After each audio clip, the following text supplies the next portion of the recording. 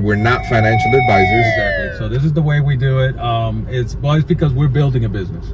So you want to make sure that any little capital you have, you want to build that up to a larger capital in order for you to make more or have more product in order for you to sell.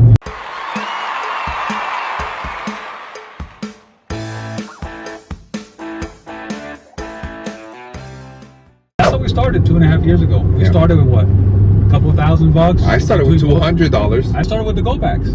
Yeah. The go bags, and I bought some coins, my own personal coins, and that's how I started. I think I started with like $2,000-$3,000. Yep. I started with grab bags that I grabbed from a local coin shop. They just had little knickknacks in it, and it had like 34 notes in there that are worth, 50 cents to $1, and you can sell them for $3. People buy them. Some notes that we know nothing about seem to be worth more, and then somebody else that knows about it are willing to pay more if the auction goes up, and you have no idea. And all of a sudden, something that you thought was worth $2-3 go for 30, 40, 50 bucks, and you have no idea. It's like I sold a foreign note that has some beautiful writing in the back. I just come to find out that note could be worth hundreds and hundreds of dollars. I didn't know. I sold it for like $5 or $6 and whatnot, because I didn't know, and I still regret selling that note, because I actually should have kept it because it had a good writing on the back. But you learned from it. I did learn from it, and and then I talked to one of the experts in currency that he sells foreign currency. He was like, "Man, that note right there, those are rare to find. Rare to find. I mean, you don't see those every day. A lot of times those writings in the back are not put by the government, but by the people themselves, so they printed it on there."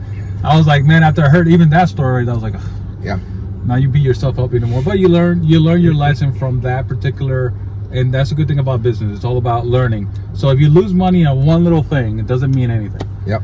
You learn from that mistake. I've purchased notes for $100 that are worth nothing, but I have them on my wall as reminders to do your research. Exactly. And then I've purchased nothing that made me money. Exactly. I have another experience. One of the last shows that we were at, I wish we would have filmed that show. But I have a box of foreign. Again, I buy these things at like 20, 35, 50 cents a piece.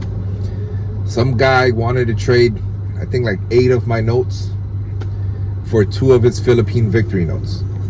And he was fine with that.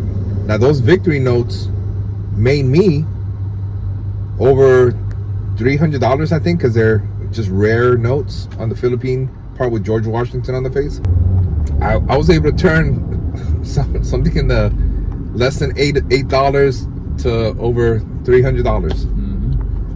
So that happens. You got to be ready and open for all these deals, and then you may lose some and you may win some. Yeah, we do lose some, and we do lose. There's times that we do lose, but but the winning is. But when you ever get that one piece that you got for a great deal, and you sell it for hundreds of dollars or even $50 over what you paid on it, it's still a great deal. It's still something that is memorable on here. Absolutely. All right, guys, so we're entering the flea market again.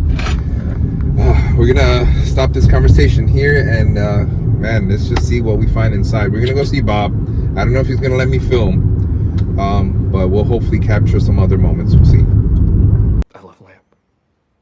Do you really love the lamp, or are you just saying it because you saw it? I love lamp. I love lamp.